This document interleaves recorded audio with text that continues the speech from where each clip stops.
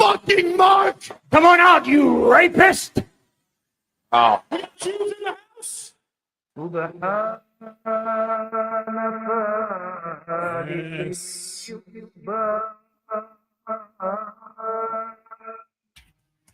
That's right, infidels.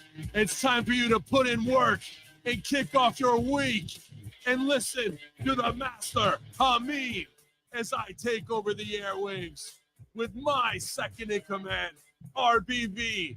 And he's going to take you all the way to the Mad Infidels with this weekend's Slammiversary news, all of your unreleased lists, and this week's Raw and SmackDown previews. Here, Hameen Media Group, the Monday Locker Room. YOLO.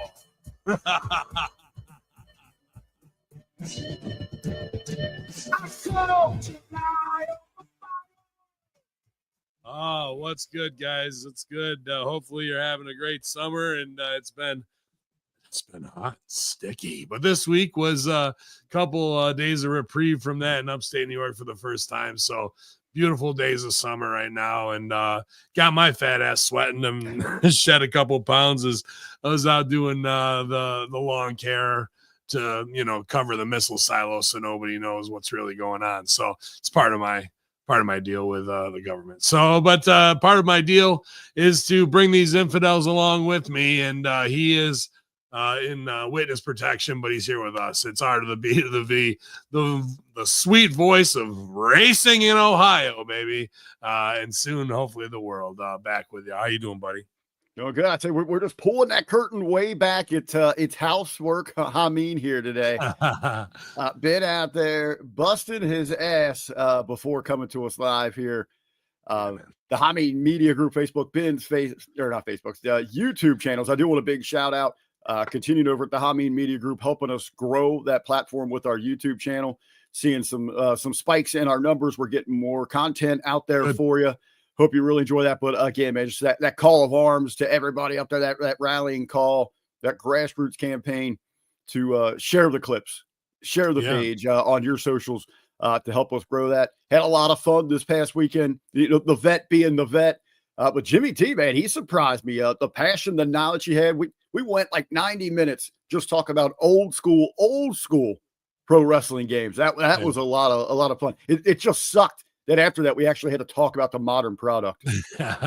Yeah, man. Well, that's great because that's part of the culture. Like, that I'm not too huge on. I played video games, when they were developing up to about PlayStation 2. I never really had consoles. We did the arcade and then NES and Super NES. So that we stopped about 94, 95, right around there. What we were talking. Sure. And I would, in college, your mom goes to college, would play Tekken 2, 3.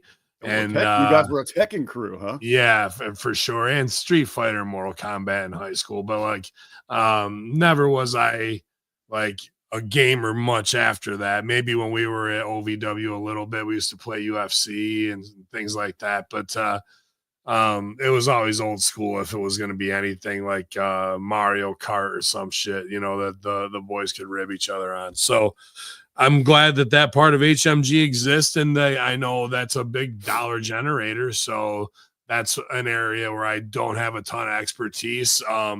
I do have a very cool friend of mine, Tyler Lansdowne, who works on Mortal Kombat and the wrestling things. He's actually done a lot of PR stuff with New Day and wrestling shows in Chicago as well, and releases, and that, what's the convention, E4, is that what it's called, like all that stuff. And he was actually on two teams. We came up through Chicago together. Super funny guy.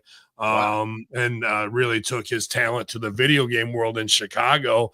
There's like this area of the city on the northwest side where there were a lot of studios there. I actually did one job that I wish I could have turned into a full-time for a video game studio there. It was only like a 2-week gig for some web banners, but he's been a wrestling fan and was a great friend of mine, where we connected in improv and wrestling beforehand. And he's really been at the highest levels with WWE when it comes to the video game stuff. So I don't know how close he has to play it to the vest on some things, but I would love to have him come on if that's something those guys are interested in. I haven't heard the show, but if that's content that might interest you, that's one of the best connections I have, and I would love to catch up with him. Awesome. He's just a hilarious guy, improviser, but he really took his passion for video games and what they say, if you do what you love, you never work a day in your life. And he's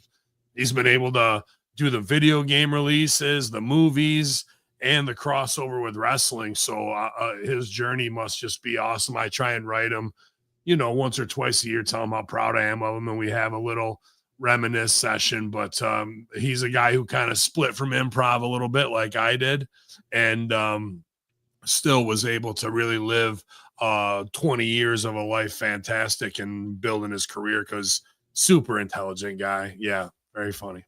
Dude, that's pretty badass. I do want a shout out for the gamers out there to make sure that you follow the Vet and Let's Go Brandon. They each are into the gaming over on Twitch, so make sure that you're following their pages as well.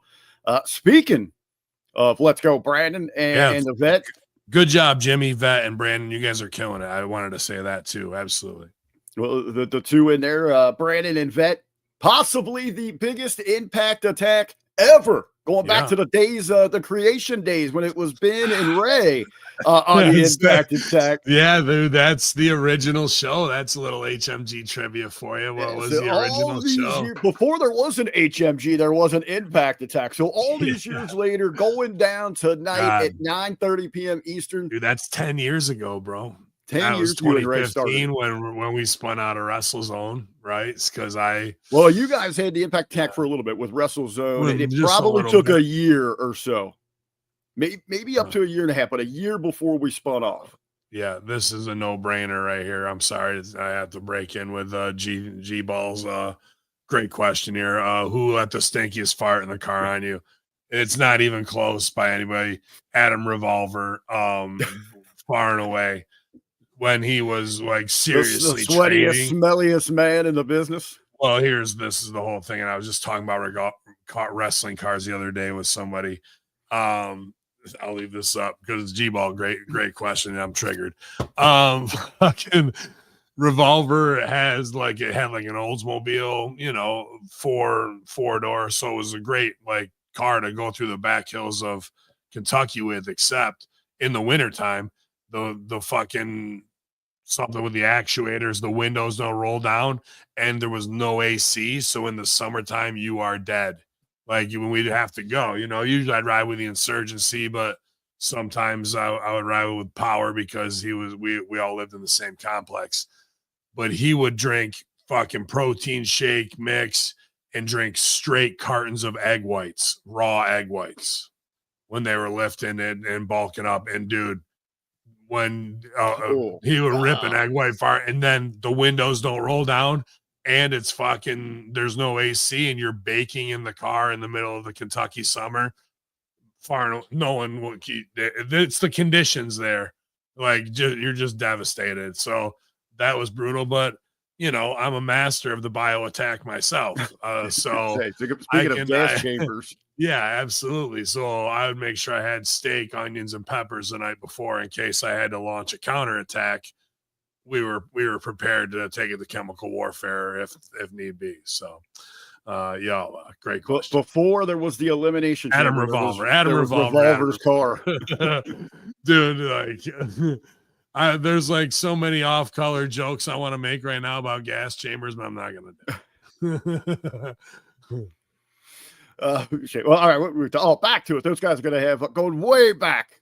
After Ben survived the gas chamber rides there with Revolver, but the Impact Attack tonight, those guys are going to be chatting it up about a big night for TNA Wrestling, Total Nonstop Action Wrestling, and Slammiversary last night.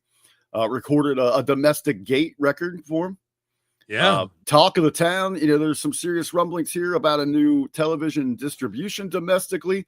A lot of positives. That's a great look going into it, isn't it? Right there. Like you really got the ball rolling and the WWE silent ammunition in your stockpile and shit like that. Like, it's everything that Sun Tzu Art of War does about a proxy war, you know what I mean? And use them to go against your enemy that was declared number 2. You make the number 2 spot and ensure yourself. Meanwhile, the show's getting better and better and more eyes on it, and like you show the big wins, like, dude, good business. Like, I would, say otherwise. I'm very impressed with that, to build that level of momentum and not make it look like we had to rely on WWE to do it. Sure, there's a lot of crossover, but dude, I could sit there and listen to Santino Marella say people's names wrong all day long.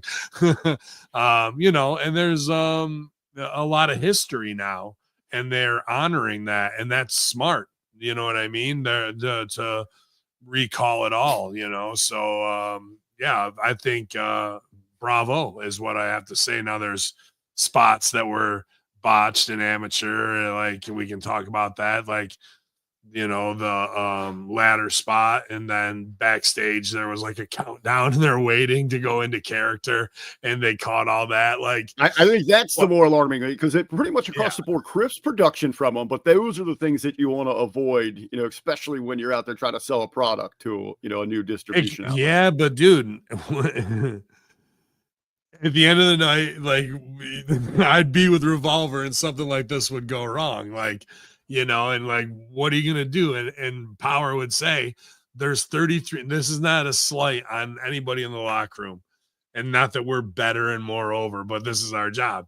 He would say, there's 33 people drowning out there, and there's 3 of us to save them. That'd be me, him, and Manbeast, because Rip wasn't there. And fucking, or Revolver would go, you go to war with the army you got, not the army you want. And that's true too. And something as small as, shit, we need to shoot this remote and get it set up and give the cue, and somebody gives a cue that's 10 seconds beforehand, and somebody hits the cut button in a 3-hour show, and you're not going to miss. Like, I don't even know what to liken it to. Like, imagine a fucking huge figure skating routine or some shit at the Olympics, and you miss one little thing, and that's all they show, but you fucking hit triple flips and all the other shit, like that can go wrong. And a botch, say yes and to the game. Okay, every segment they do from now on is going to have some botchamania thing that makes them underground. You take it. The opportunity, yeah, that's going to get eyes on you, and like, do crazy characters and then stop and break and think the cameras are off, and they're like, we're on here still. Oh, and go back to it. You know what I mean? Like, all you have to do is say yes and make it your thing, and that's going to make you stand out, even if you only do it for 6 to 8 weeks until we heighten, explore, and pimp out the bit. But if you find a way to evolve the bit, that can take you to doing the Cobra and you fucking don't have to take no bumps, and you're making money like that's truly working. So I can take anything and get you something out of it. I'm an artist, you know what I mean? Give me a tuber. Hey, Lab Rat with an interesting point there. With it being that cut that you're talking about was with the Ash by Elegance, the Elegance brand. When that happened, I thought that was intentional. What, that they cut to them early? Yeah. Or I don't think so. I think, dude, that's just like, I could be, you're in an arena. This was a cut out. This was a cut out thing or something like that. But Lab Rat just mentioned with the Ash brand there. To me, that seemed like it. And I keep up with Impact through the Impact Attack, or TNA through the Impact Tech, so I don't watch regularly. But yeah, I thought that was like kind of part of the act. Yeah, I mean, I don't know. I don't know any of those kids, and I see the dude with the old school fucking Bobby Heenan jacket on, so I pop, and then I'm like, I wonder if that dude's Canadian, because just looking at him, I'm like, that feels like a Canadian gimmick to me. I don't know. I mean, so I'd like to see more. And when they actually came into character, they did a good job with their scene, but I could just picture myself down the hallway. We don't have walkie-talkies. Man Beast is down there and he sticks his head out the door and gives me the cue. I go, okay, action. Then Man Beast goes, all right, they're moving, hit the button because he can't hear them. And fucking they're waiting. And then it's like, okay, and we're, oh, da, da, da, da. Like, that's how fast it can go wrong when you're trying to run a live operation. You know what I mean? And you're in an arena and so a headset doesn't work. Anything like that can be the fly in the ointment. But there are no, Del Close would say there are no mistakes. It is in the universe now that happened. What are you going to deny it and say no? Sure, you can and just move on. Or were there ever more eyes on that crew than right now? No. So okay. Why are the eyes on them? Because this botch. Well, lean into it. You know what I mean? Get it almost there, and something every match. A botch costs them. There's how many ways can we botch make the in life? shooter work? Yeah, like it's in the universe. It landed on you. Like you're gonna get shit on by a bird and go, no, it's not there.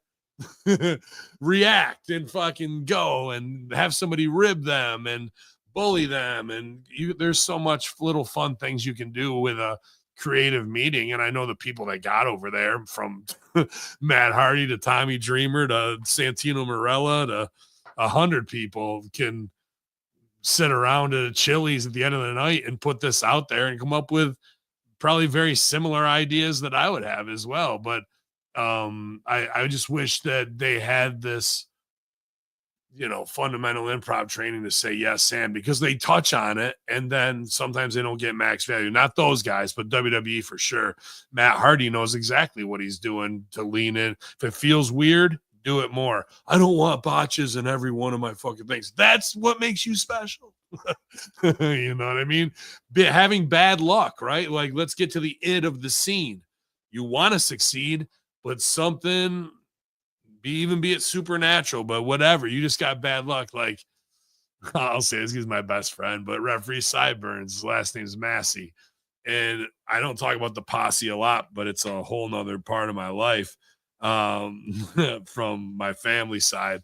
And in the posse, Massey is known for having notoriously bad luck. Like, the Massey is a curse that happens all the time. It's not a joke. And it's nothing too devastating, but a situation, if it could go, what could possibly go wrong now, it's going to happen to him. Simple things like parking his car underneath the roof, off the roof comes the ice, smashed through his windshield, devastated. And it's always some schadenfreude where you laugh at his misfortune. Like, it's like a Three Stooges episode. He gets it repaired. The next week, backs in, ice comes off, goes through his back windshield. Got to get the back one replaced, dog. Like, it's a series of unfortunate events, Lemony Snicket's with him. And I love him to death because he fucking takes it all, knows he's going to be ridiculed, and we just love him to death for it. You know what I mean? He's my best friend. Just bring it on. Bring it on. Yeah, but that's the thing. Like, you can't deny that it exists because it keeps happening to him throughout his entire life.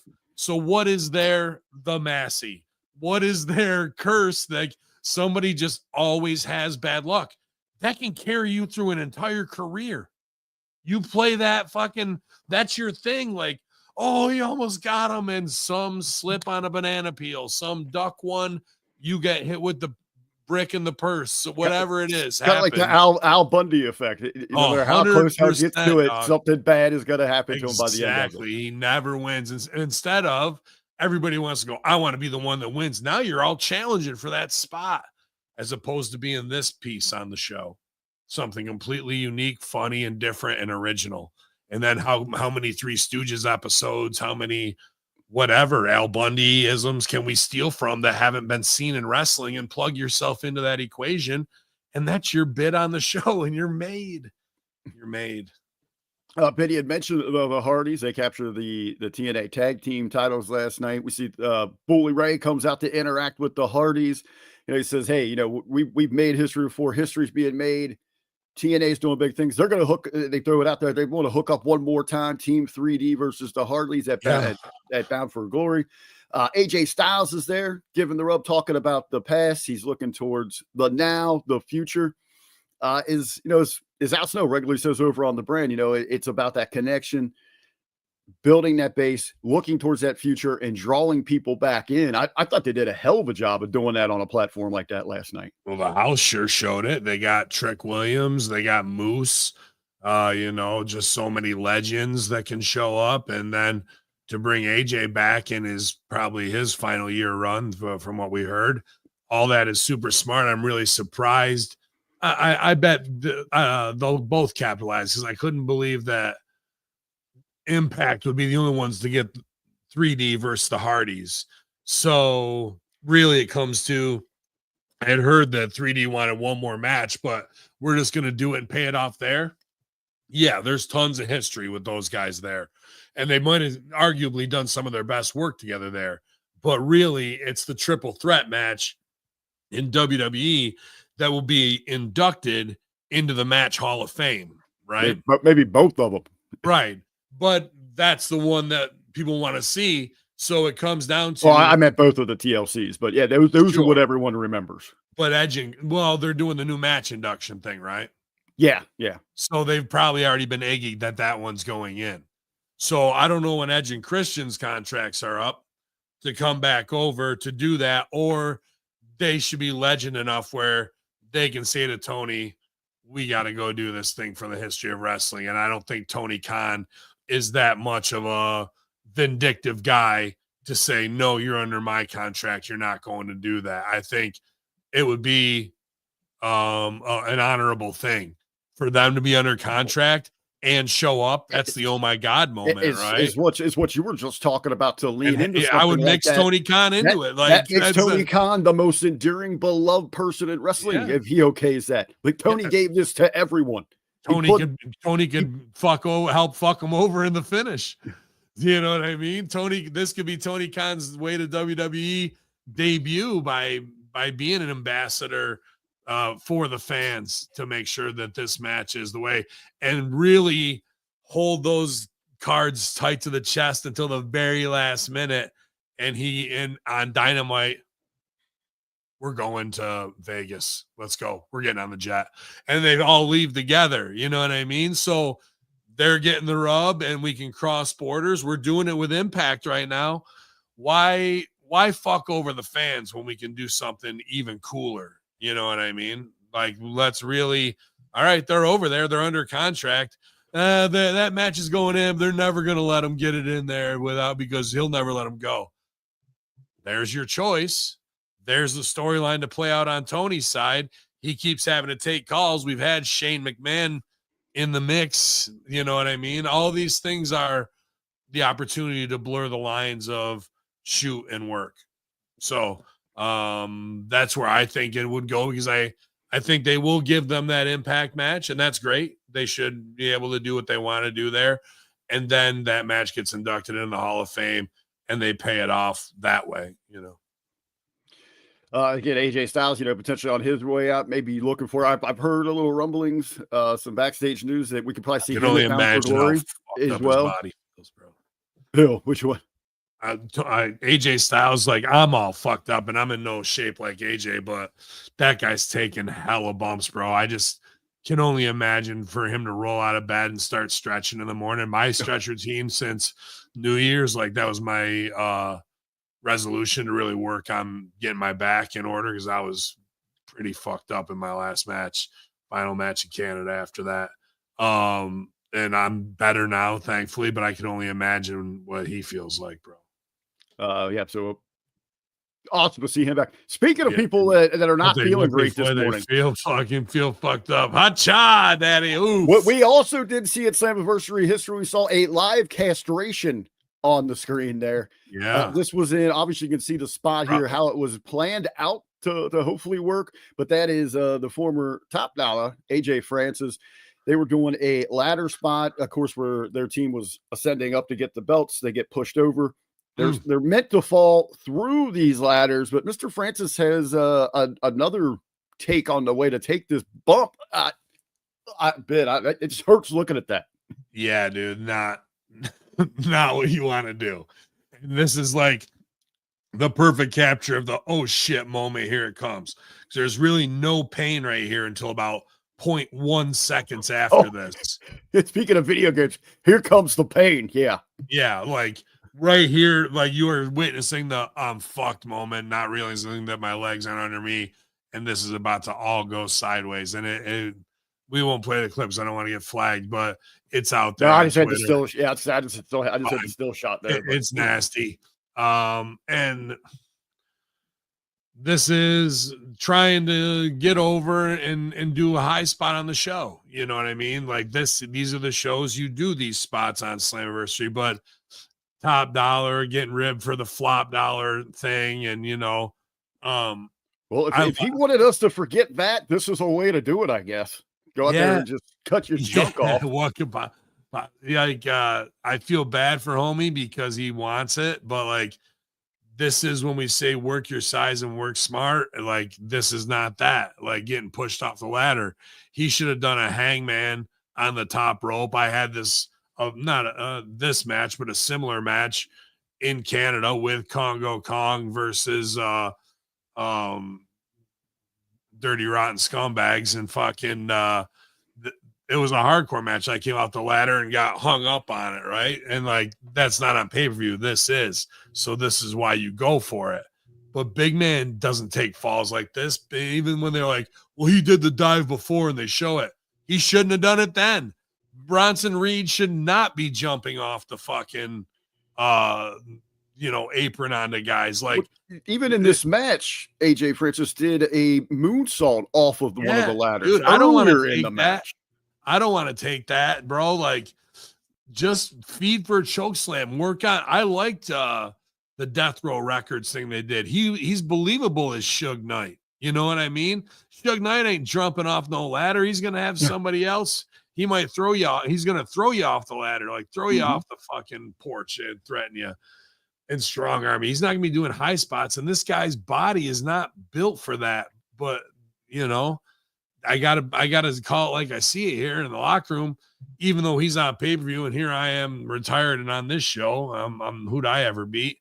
Fucking, this is him being green, bro, and learning the hard way of why you don't do this shit. And you have to get hurt in order to do it. He's a product of the factory. He played NFL, right? Before this?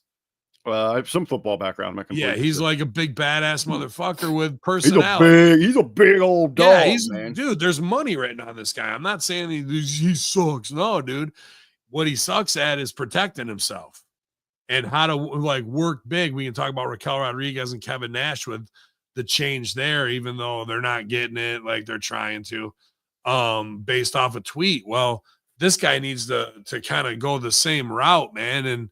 And the threat of violence with him is far more. Like, him just getting hangman on the top rope is plenty, but it's Slammiversary. You want to take the ladder bump. You don't know how, dude. Like, and gravity's going to hurt you worse just based on your size and the amount of mass coming down and smashing. And then you get trepidatious and your natural instincts kick in and you want to protect yourself and land on your feet. That's not this bump. This is land on your fucking flat back, hopefully, but your hips hurt, so you're already going to land on your side. Look at how he's twisted. Even if he came out in like a drop kick position and came off, his legs should be out. And instead, his natural instincts, which is like anybody who's not a pro wrestler, you slip on the ice, what's the first thing you do? Reach your arm out to brace yourself for their fucking fall. You're not crossing your arms and fucking throwing out like that to get your feet in the air and flat back and spread out the distance. Like, that's what training as a pro wrestler you have to undo. What you're seeing here is kind of his natural instinct to like get my feet on the ground. Oh fuck, what have I done? This is about to go bad. So this sounded a lot better in that locker room when we were laying this out. Yeah, dude. Yeah. Can you do it? Sure. Yeah, I can do it. Until you can't. And now, like, you have a real potential of tearing your nuts off, breaking your legs, your ankles, every other thing. I hope homie's all right. But there's no reason for him to be taking this spot. But then the other side of that is there's absolutely, this is where you do the spot. So you better do it on a crash pad 10 times so you feel comfortable. All right, here comes the tip. Whoa, let me get out. whoa, let me get out. So you feel what it is. If this is the first time he's really doing it, yikes, fruit stripe gum. Right, especially you don't know. Maybe he's got even like most big guys like that have some kind of fear of heights as well. So yeah, dude. Well, I mean that's part of it. Like it should look like King Kong in our match climbing with. I have Congo Kong there. He needs to have a ladder spot where he's knocking dudes off, right? So, but hey, man, I hope he's not hurt. Like that's the main thing. Absolutely. Ben, so TNA, a great night for them. We're going to have Yvette and Brandon going to have a full breakdown of that for you this evening, talking all things moving forward with that company. I also want to talk about, this is, an opportunity for them. They're hot right now to move forward. We had a conversation last week here in the locker room about AEW coming out of their hot weekend. That was all in Texas. All the buzz, the big production, the magnificent showcase that they put on. Little disappointing here, though, brother. They seem to maybe not even running in place. Are they trending backwards? We see the rating for Dynamite falls below the average. Don't even hit 600,000. I had seen a figure that they were bragging about. Us media marketing conversation that we have. They only did 750,000 total in merchandise at that show. To me, that was laughable. Yeah, but that's one show. They're there for a week. Yeah, all right, that's just merchandise for one. They should have been at WrestleMania. WWE had individual superstars with millions of dollars. I get what you're saying, dog. You have to look at like this is the whole thing. And I know Russo respects Raj Giri. I don't know the guy, but he's been in the game for a while, and he seems like not a shit stir. But he was like burying Raj from over at Wrestling Inc., right? Yeah, he was burying the fact that why would you play this for 3,000 people when you could have played 25,000? Well, do these guys not know it's a residency and that it's only supposed to be 3,000 people in there, and you're playing 6 nights. So really, you're playing 18,000. You're talking about the arena they went to. Yeah, the Aragon Ballroom. I'm talking about the television rating. Hold on. Okay. I don't have a problem with the arena, but I did have a question about the TV rating we'll get to. Okay. So this is to the merchandise thing, because how are you supposed to sell more than 750,000 to 3,000 people? There's not 25,000 people to sell to. There's 18,000 over those 6 nights. So they're jumping on them right away and like, it looks amateur. Dude, the Aragon Ballroom is one of the coolest venues in Chicago, aside from maybe Park West for them. Great visual. Dude, AAA should shoot there. It's a Mexican village. It's super old school, and they should have billboarded the place beforehand. I saw Weezer there. I saw Tenacious D there. It's a fucking great place to go see a show, catch a buzz, and you look around. It feels like you're in 1860 Mexico, bro. Weezer's on stage. So, to me, that's the Hammerstein Ballroom, of New York for Chicago, and they should have built it up that way. And what made ECW cool was playing the Elks Lodge, was playing the Hammerstein, was playing 2600. You get that and feeding more intimate, unique feeling. And the hardcores are going to show up and show out, and it's going to fucking feel more like intimate and like a hot crowd with energy that dissipates. Those are things that WWE's doing sing-alongs. They're actually able to do more of a wrestling show, which makes their product different. One isn't better than the other, but everyone's jumping on them going, oh, they could have done one. I think playing the small venues is smart. Now let's get to the TV rating. Is 6 a lot though? They're going to do that. They're there the entire month of July. And I would say fucking that's smart. Okay. Now you don't have to move what is going on with the parent company of them right now? Oh yeah. I mean, you're saving a ton. You got this thing. You're saving a ton. Not a lot of people know that Warner Brothers pays for part of AEW's fees to book arenas. What is happening with Warner Brothers right now? The conglomerations that took all the media companies that were left, about 15 of them, split them down into 5, and merged AOL, Time Warner, Warner Brothers Discovery, Time Warner Discovery. That's how major money works in these markets. You build it all up. Now there's only 5 choices. Now we break them up again and use whatever monopoly law so they can get tax break or whatever the fuck, and then have the illusion of choice of all these little mini ones, and they'll do it all over again. So right now we're seeing the first break aparts of these conglomerates. And that means we even saw the CEO go, I'm going to go jump on the streaming and I'm going to CEO that. You know why? Because there's no overhead. There's no loss. There's $3 trillion in debt over here. Who's going to be the CEO of that side of the company? Who's got to deal with that shit? Some Iceman who has to start cutting everything and says it ain't about I like you or not, or the show is good or not. What's it cost? What's the overhead? We're spending $300,000 a week on subsidizing AEW for arenas. That's $3.6 million a year. Sorry, can't do it. If they can't float on their own, then we're going to have to renegotiate and do something. It's not personal. It's business.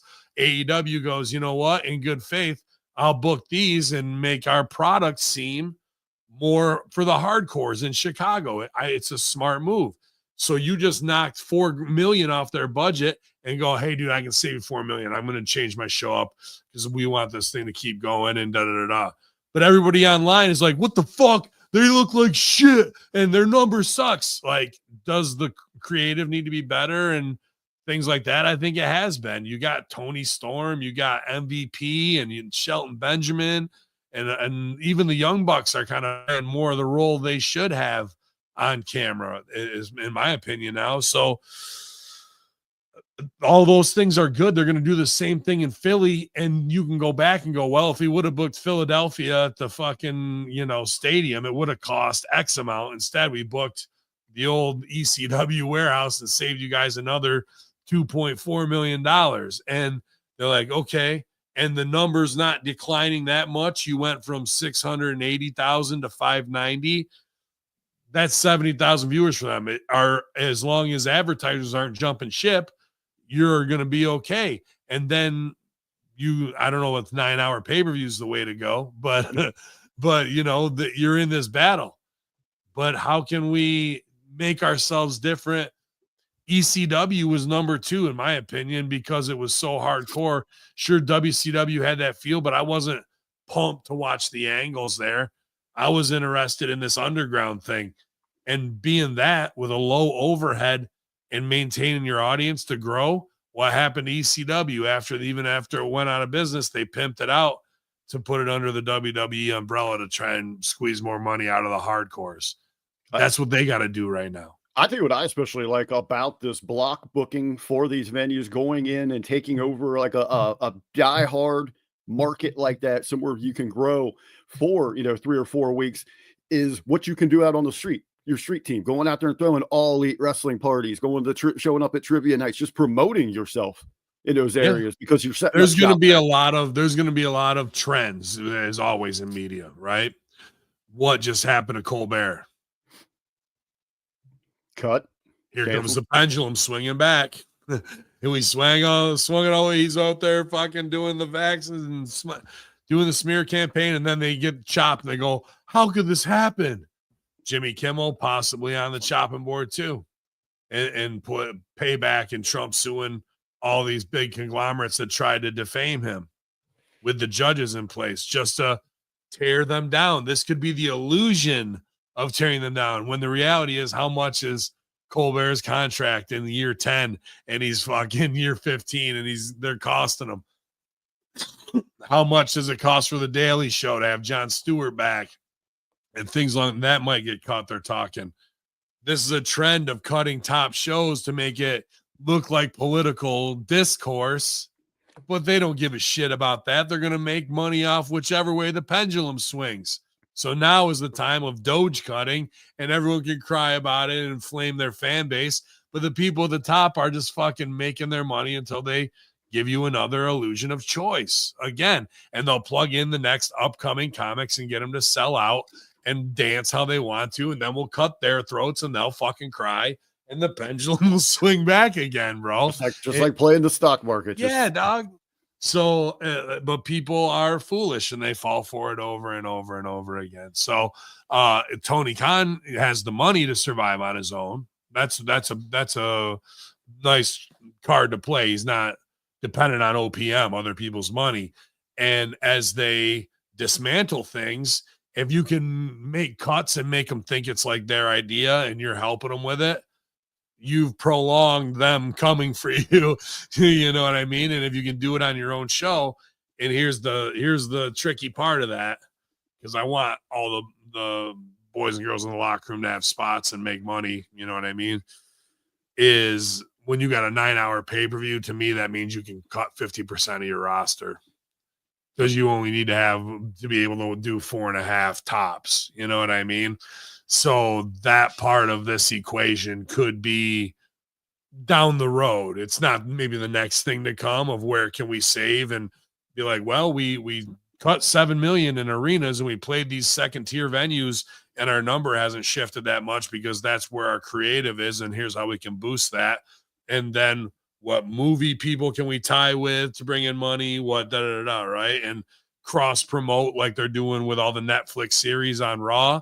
What's on Paramount Plus that we can now cross promote on AEW to use as a vehicle. You offer them that, like the guy that just went over there, and you make yourself indispensable to him as a get over tool.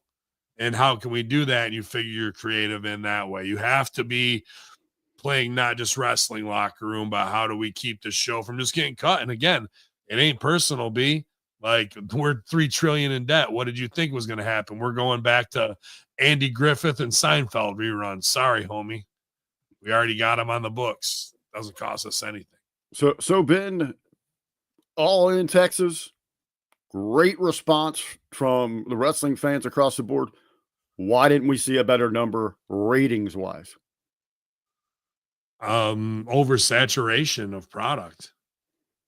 We have Saturday Night Main Event, SmackDown, UFC, Raw, Dynamite, Collision, NXT, and Evolution all in the same fucking week. People got to fucking eat and go to the bathroom, and fucking it's summertime and it's the weekend. And if you don't have, the promotion machine in effect, like the way they could to compete, then that's probably the main reason why. The house was good in Texas. It all looked good to me. It's very much like Slammiversary. I think houses are up everywhere. So I wish but then like everyone's like, see, you're a hater and fucking they're making money. No, I guess you could make more money. Doesn't anybody want to do the best job possible? Don't you want to do the best storylines instead of going, they're making money with shit? Sure, you can buy how much more they could make if everything was firing on all cylinders. I can go out and get HUD houses right now and flip them to scumbags to fucking be a slumlord and go, I'm making more money than I did last year. Or I can go fucking build beautiful log cabin in the woods, have it on acreage of land, and then sell it to somebody and really make fucking money who wants to Airbnb it or whatever they want to. I want to make something beautiful in my fucking time on this earth. And instead of just going, I did it, I got here. And, we're doing the worst belt shot ever in the history of wrestling to close SmackDown. Like, absolutely fucking brutal, bro.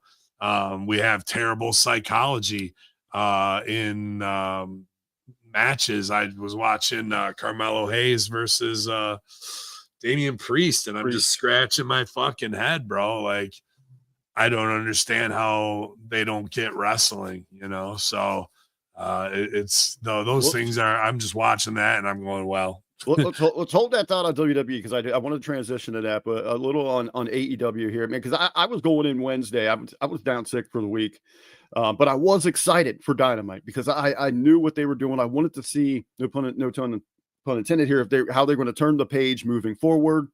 I enjoyed the open. It was kind of more like a State of the Union from Hangman. Sure. Very excited. They didn't do the usual tropes where the champ comes out, he's cut off after 2 minutes for a stupid storyline. It was It was what we talked about last week. It looked like they were rallying the troops. It was about the audience, the fans there coming together of AEW. Let's move forward here. They did an awesome video package, and then they hit us with the card for the night, and it was 2 6-mans, an 8-man, a fatal 4. It was just all these multi-freaking person matches, and I checked out. Like you lost me already when you had this great momentum. You know what I felt bad. I felt bad for AEW in that moment. Whether he doesn't listen or everyone's politicked him to death and he's just deaf to it, but like things like Darby comes back from Mount Rushmore and he does the entrance, right? To me, I thought he'd go like it's just logical to go right into something with Jeff Jarrett for King of the Mountain match. Like, you know what I mean? Like simple things that we don't capitalize on that are right there in front of us. And again, we're not saying thank you, yes, and taking it and going with it, you know, like, and he has great brushes to paint with. Toni Storm is wonderful. She's like, that's exactly the kind of character you'd love to write for, and has infinite possibilities to work with so many different people in different ways. But we're just oversaturated with girls who want to do moves and dress like dominatrix and all this stuff, and it's just lost in the shuffle. You know what I mean? Like, why are we doing this? Or the psychology of spots that don't make any sense, and then we'll have it done correctly by the outrunners, and then the next thing wipe that clean with a multi-man meaningless thing. So I don't know, man. Like, I hope they can get on a run to do things properly, because there's great people there who have tons of wisdom. Because when I saw the Shelton Benjamin triple threat, when I saw FTR versus Outrunners, you know, everything that you're not using not Shelton Benjamin, Bobby Lashley to like these are gifts. Like, sure, Hangman can come out and say what he wants to, and it's his whole run, but like that's kind of being a mark for your history, which isn't a bad thing. You have bigger power pieces on the chessboard to play with, and you're not using them to their full capacity either. You know, not being number one is not a bad place to be. You want to get there, but that allows you to have all the guerrilla warfare tactics and terrorist tactics it takes to talk shit on the mic to get them to sell, or to make their business practice sell, or even just know that they're focused on getting revenge on you in one way. And you should have foresight in the list of how you're weak, so you make your weaknesses impenetrable into a strength, so they can't get to you that way. And it frustrates them. Now they're thinking about you, and they're not thinking about their own show, and it's getting worse and worse and worse. And you're already in the number 2 spot, so who gives a fuck? You've just eaten up their brain power, their time, their money, their energy to create a buzz that you got them. Somebody's gonna stooge that they're frustrated, and then you got them, and you look cool. And you can take shots on your own show that get fucking put out by Don Stevens and the hate bots and whoever else. And now you're doing something, man. But just to try and go head to head without all that shit is, you know, not the right way forward, in my opinion. You guys over on the Raw and SmackDown review over on the brand each and every week, you know, a lot of people take it as bitching. It's not. It's wanting the best from a product. I know over here on the Hami Media Group, we like it raw, but you guys have lately been loving it raw.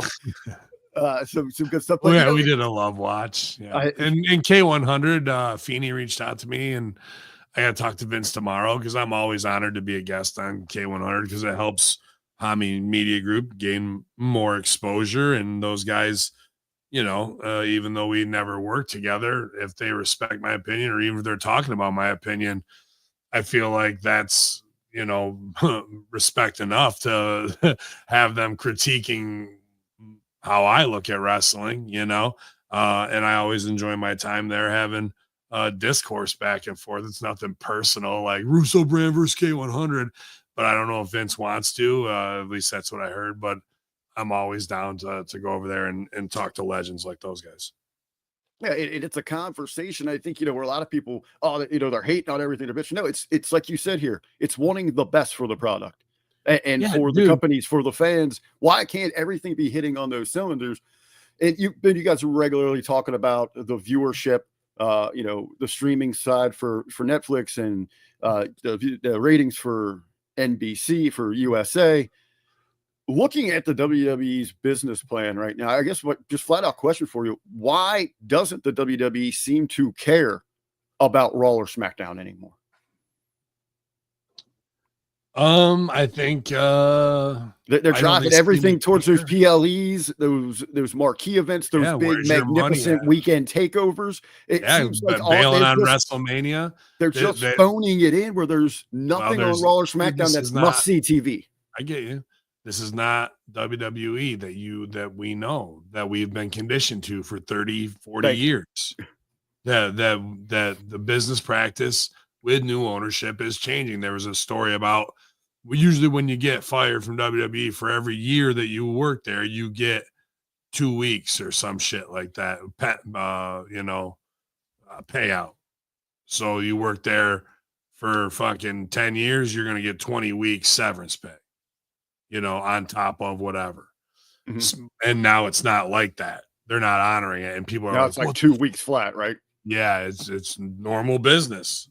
Yeah. It's not the Carney. Hey, thanks for not telling about that time I touched your tit in the like that's what you were holding on to. Now these guys, there's none of that, right? And you're working PBR and UFC, so it's not I'm WWE Carney and I'm the stamp. Now you're just a fucking road gig guy, and you're going from doing Wu-Tang last night, the fucking show ended, and now you're on to the Katy Perry concert.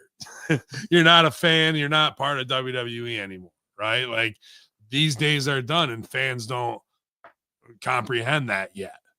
And it's going to be more and more of where it's just run like Disney on Ice, a touring show, not just the creative being that predictable and repetitive, but the way it is with the setup, and it's just going to be different. And people are reacting to that. That's what this is, in my opinion. Oh, and if we regularly hear too, oh well, the numbers don't matter because of the way that we consume content in 2025. That's great, that if YouTube is getting X, they're getting crazy amount of views on their YouTube videos, their impressions are trending number one in the world. When do you get to a point though, if I'm Netflix and I'm paying hundreds of millions to billions, or USA, NBC Universal, and I'm paying all this, I don't give a shit about what those platforms are doing. I need you to deliver on my dollar. Mm-hmm. Why would they not give a shit? This is where your conspiracy and my conspiracy horseman training comes. That's why I'm giving you the platform here about what he's at. These are what you're hearing from people. I want YouTube is completely inside the mind of Hameen. Yeah, YouTube and Google are a complete CIA op owned. You know what I mean? Like, it's the platform that it's based off of. Google satellites were former CIA satellites. Fucking who gets famous, who's a trender, who's getting over, is all based on the algorithm that they determine, and who's going to be a star, bro. Even still, and why WWE wouldn't be capitalizing off of those YouTube views as much, if not more, than their TV views is the why, and it's not allowed to be done, and they can fake the numbers with hate bots or love bots or whatever they want to. And it's the same, reasons I would say to K100. You'll probably hear me repeat myself. We're on it. Yeah, you heard it here first with RPV.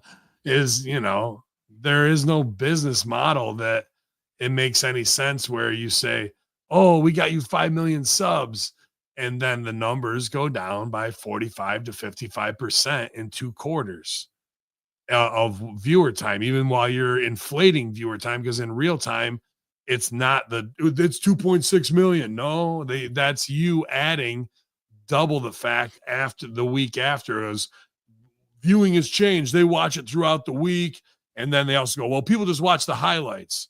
Well, now they're watching the show you paid for on the YouTube or wherever else they watch it, because they don't want to watch 2-3 hours of elongated show, but we already got their subscription and they're not watching on there, which you want eyes on your product. Are they watching other shows? So they're Netflix addicted, or are they just not watching anything at all and paying for subs?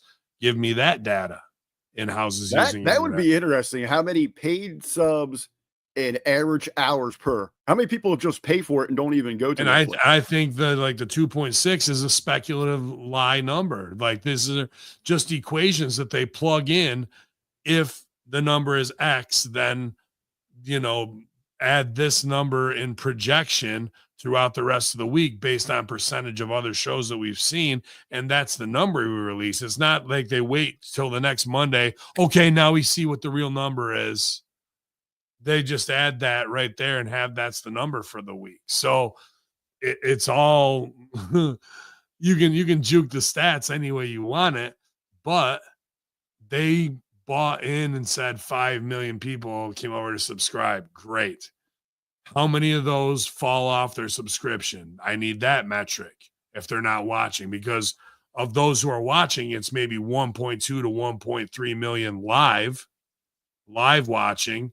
And then the rest of that number, I don't trust.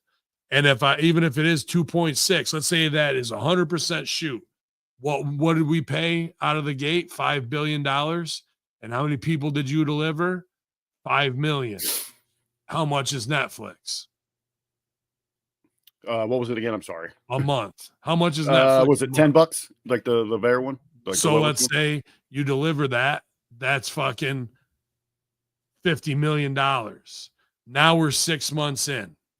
50 million times 6 is $300 million. You paid $5 billion for the show. Roughly. I don't know what else the deal is with advertisements and what they gain in revenue share from that. Frank's saying 24. So, I mean, we're talking big numbers here on shit. Yeah, huge. But is it worth $5 billion? And now that people are falling off, I just look at it like that. I know I'm going on in like different trajectories here because there's a lot to it. Well, I mean, like you say, there's so many. Here's how I look at any business. Complex the thing.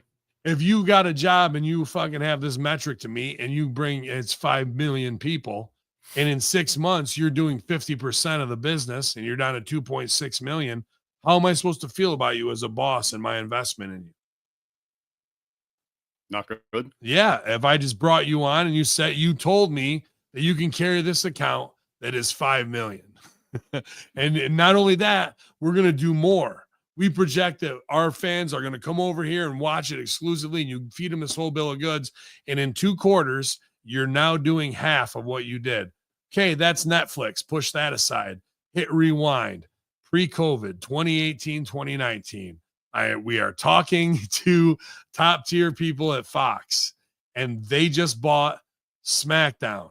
And we're told when they bought it at 3.6 million, and we talked to them at 3.4 million people, that they bought a bad bill of goods. And they were told that SmackDown would garner 4 million people a week based on the trends and trajectory. And that's how they got their money that way from Fox.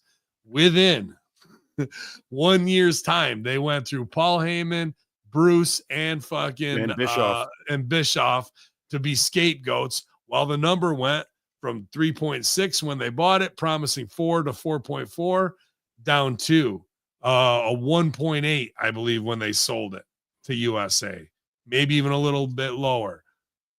Again, 1.8 is 45% to 55% loss. Fast forward, we get the gimmick with USA Channel. It's at a fucking 3.0, 2.8 for Raw, and they want it higher, about 3.6. They just want the show to be better. They weren't even caring about the number. They just wanted to stop. They just wanted a good product. Yeah. In that time, fucking they lose 33% of their audience, and it's a 1.9. They lie to the upper echelon. This is a pattern of promising a number that is going to be higher. Somebody at the highest levels of these fucking media, franchises, okays big deals because it makes them look like they get big deals done, and they're being promised something, and nobody wants to look the fool in this. And WWE as workers at that time No, they got him because they've used this fucking carrot and stick before. And all they're going to do is go into the territory, overpromise, underdeliver, move on to the next territory. But the price has already been established, like a piece of artwork, that if you bought it for fucking 3.4 billion last time, the next guy's got to pay 5 billion based on economic projections. So we sell it to them saying, oh, we promise we can get this amount. And then you have to deliver again, but the price that you paid was over. This makes zero sense from a one-to-one business perspective of like, how am I going to get my money back? You just laid out my complete strategy in life for dating. Just overpromise, underdeliver. When you guys were allegedly talking to the networks and all that, was there any conversation like on that business side? We've regularly heard how difficult it is for pro wrestling to sell advertising for the networks because it's that it's that lower comment. And I don't know what you said. I think that like, no, I would say short answer is no. When it comes to that, we would try and write in some crossover stuff where you could mix in the sponsors they already had. Mm-hmm. It wasn't our main focus because Vince wasn't about that like TKO is. You guys were focused more on the actual product, the stories, and the people. I was just curious, because we regularly heard that as a scapegoat. Like, well, man, we can't get that top dollar or that high profile sponsor because it's a lowbrow entertainment with professional wrestling. Like, sure, the numbers are always decent with it; they're steady, but sponsors don't want to buy it. This is what I would say to Disco too, because he was super generous and kind when I went to Vegas with my dad, and I went over there to see him, and he and I shot the shit, and I didn't want to get him heat on his job, but he's the man over there at the club, so. It would be this very similar, like if he had just gotten that and every stripper there at the end of the night has to check in, check out, and pay her dues or fees, whatever it is. I don't know really how it works, but I know all these fucking super hot chicks are giving Disco Inferno money and that's over. But if Disco came in and there's 200 girls working and they all got to pay every night, and then 6 months later, only half of them are paying, whoever his boss is not going to be pleased. All 200 girls are there working, but only half are paying. No, like, the money, half the money's gone. Half the viewing audience is gone. And you promised us 5 million, but let me just wait. And I won't get, because I don't want a dark cloud over my career. I know there's a split coming and I might jump over and be an executive at Paramount and up my, so I don't want that on me. So I fail upwards for making a bad deal and getting worked. This is what has happened at Fox, USA, and Netflix. And are the fans there buying tickets and crazy money? Yeah. Now that is independent of what I want, which is good storyline and good work. I'm addicted to Sopranos, The Wire, Boardwalk Empire, like high level dramas, usually mob based or something along that, whatever is going to be hot. And I want that level of integrity of production and storytelling. Instead, as a critic and as a former pro, I have to sit here and watch fucking Blue's Clues and fucking try and deconstruct it like it's fucking Teletubbies or whatever. Like I have to like try and deconstruct it on a fucking level that I want the show to be at. And to me, they're on the Shakespearean level. Yeah, like no, like I'm having to watch that, but I want this, and we could be there. But everyone cuts their nose off to spite their face and goes, see, they're making money. You don't know. Like, dude, what we could be making history. We could be advancing our art form to the highest levels, but this is the same in hip hop. And it seems like it's almost by design, bro, to do a shittier job than 2 generations before you did.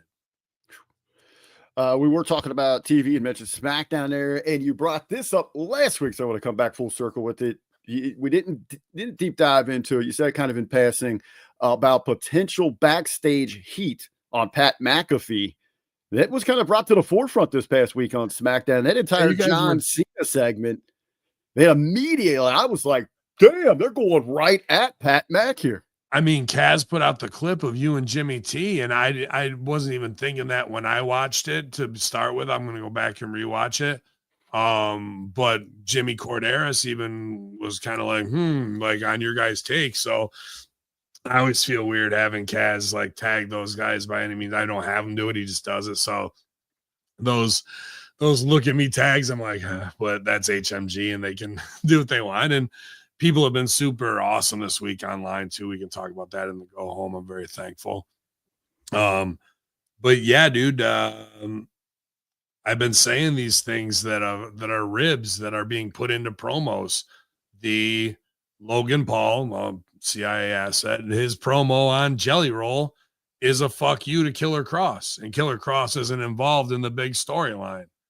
You know what I mean? Like, they're doing old school wrestling fuck yous by giving guys minimal on TV, making them come to TV to do next to nothing. Sammy's not on TV, but Killer Kross is at TV to cut a promo. He's got to go all the way there. And then on the internet at night, people are chanting, "We want Kross," out in the parking lot, dude. And he's being humble because he's like a star, but may not even realize because of the endorphin rush how they're fucking with him, because his contract is up. So they want to not have him on TV so they can go, well, why would we pay you $5 million when you're not really doing anything? All we can offer is X, and it's remarkably lower. You would gonna argue with it? Yeah, because they hold the strings instead of using this guy to make you $50 million because he cut a promo and your butt hurt and you don't step out of line. You dare question the office and not play the mafia game. This is what we're seeing. And you think fucking Cena's not going to go out there and cut throats and just to pop whoever? Is McAfee even playing on that level that he would know he's getting fucked up and fucked with? And you guys were talking about how Cole doesn't mention them. Like, they'll write you out of history like that until it's convenient for them to make $1 off you down the road.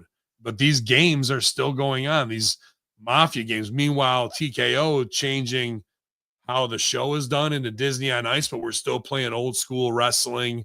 How dare you fucking insinuate or say that about me? I'll cut your throat silently. That's very much going on still. I actually had thought about that since my conversation with Jimmy, and it's why I wanted to talk to you about it. And we're talking about that different levels of the game, no pun intended here. I'm looking at that promo as more, okay, Triple H out there trying to rile up Pat McAfee, see if he can get a response at him. Hey, I got him to bite. He's playing my game now, no pun intended again here. Is McAfee smart enough to realize what's going on? Because he's got enough people in his ear. Yeah. McAfee's more in with the higher ups. He was running around with Vince, before the company sold. He was the one hanging out at the birthday party. As we know, Ari Emanuel's been on the McAfee show. They're friends. He's gotten Pat some acting jobs, things like that. Could there be some jealousy inside of the WWE company that Pat's higher up in the TKO? They're trying to maybe get him to bite on something, to expose himself, to look a little bad. Is McAfee just going to lay out here and realize he's playing with the higher ups instead of Triple H, and he's got bigger, better things there?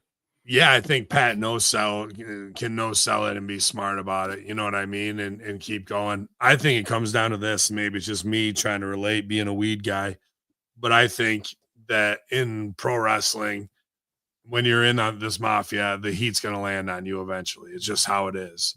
And even when it started with Michael Cole trying to heat on McAfee, and then they become boys by the end. Remember, like, that's how that shit started. It wasn't a work. When McAfee was fucking smoking weed at fucking Mania and before that, and he's just overworked and trying to provide for everybody and be this workhorse for all of them. Like, that's when they started ribbing him. Heyman did, Cena did, and they were doing it in public in a way on a beloved guy. To me, if you like, those are top fucking tier throat cutters, bro. Like, probably the two biggest in the company, to be honest with you.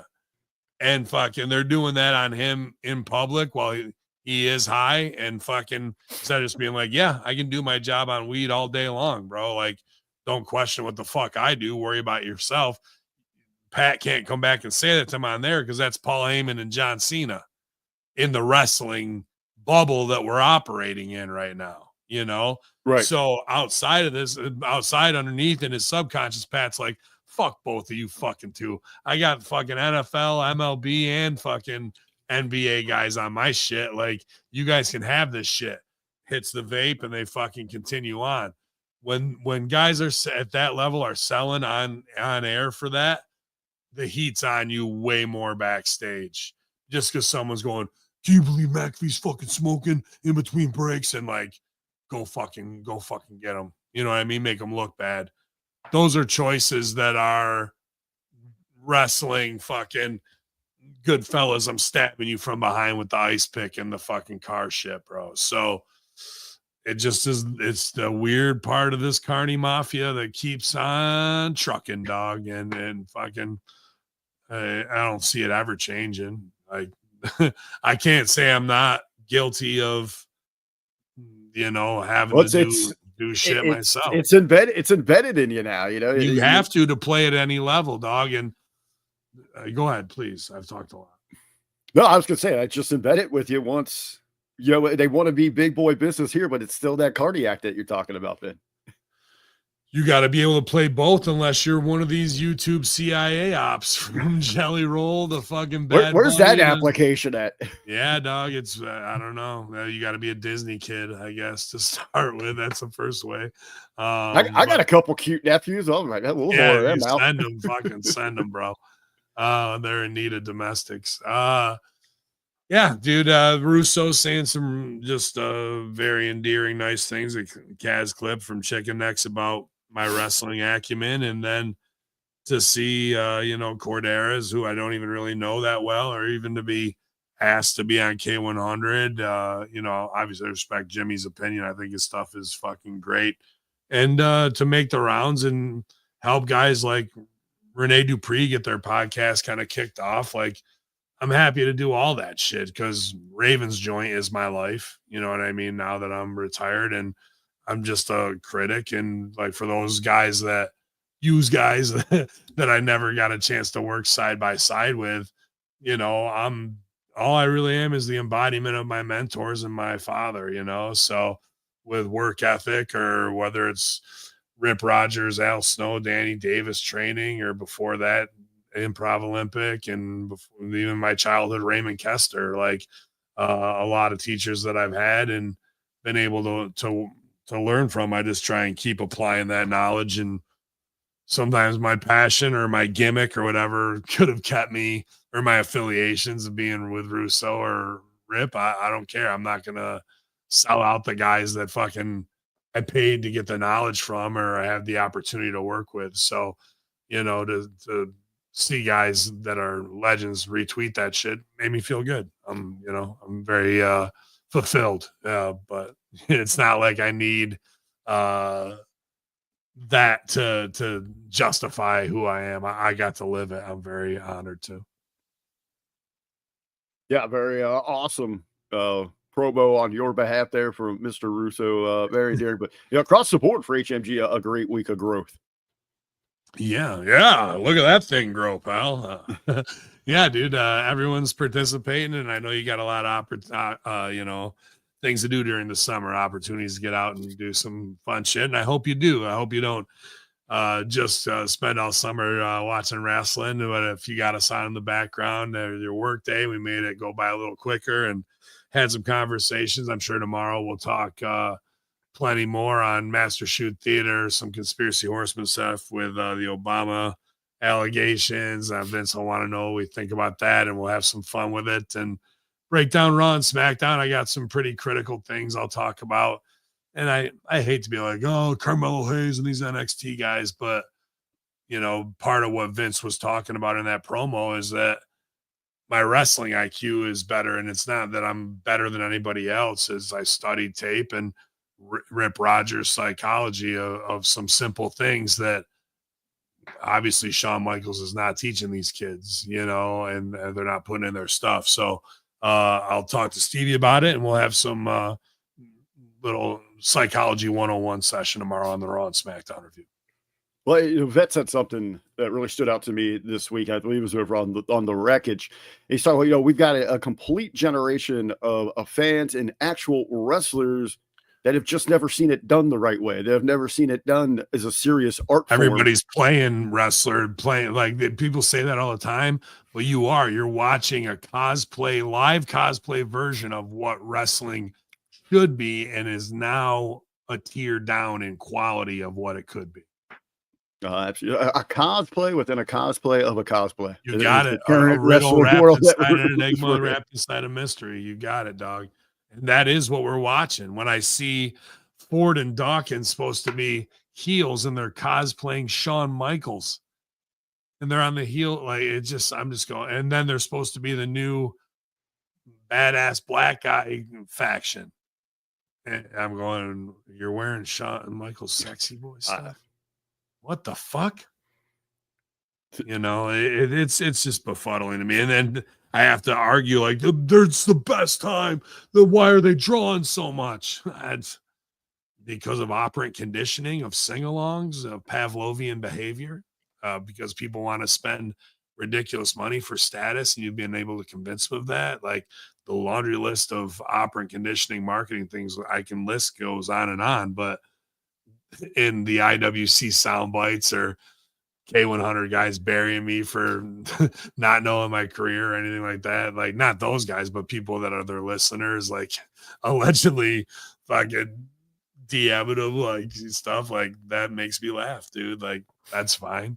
Does every NFL coach, how many yards did Bill Belichick fucking throw for? You know, like there's it comes down to that, but they can't handle those analogies. They just want to be angry. All that matters is 6 rings and 24-year-old hotties, baby. That's what I'm saying, dog. Isn't that what we're all striving for? So, yeah, man, maybe you'll see me over there or some other shows, but always a good time with the new background. Thank you, RBV, for the Monday Locker Room updated background. Appreciate that. And love seeing you on all these shows, and it has been a great community week. I like to jump in on the Raw and SmackDown review because I miss Big Ray, and it was great to shout out the original Impact Attack this week. And I just hope everybody's having a good and safe summer, man. I saw a real tragic accident the other day. I'll probably talk about that on Master Shoot in Syracuse while I was on delivery, and life is precious, man. Like we don't realize how fragile it is and how quickly it can end, and because of somebody else's ignorance, you know what I mean? So be safe, be wise, and don't fall into traps and emotional traps that are meant to send your mood into a insane place, because that's exactly what they want. So but have fun, have a safe summer, and we'll check in next Monday and see what knocks this week's big news story out of the news, or when are aliens coming, or who the fuck else knows what's up. What's up with you, Rick? What's going on? I didn't want to push out there as you're talking about the crew, the team, put everybody over. Hey, if you want to be part of the awesome, the generals behind the scenes a little bit, get to know how everything works. Kaz and I are going to be putting out there an official announcement, but I just want to throw it out there. If anybody would like to help us out with our clip crew, watch the shows, just pull some of the hot takes for us.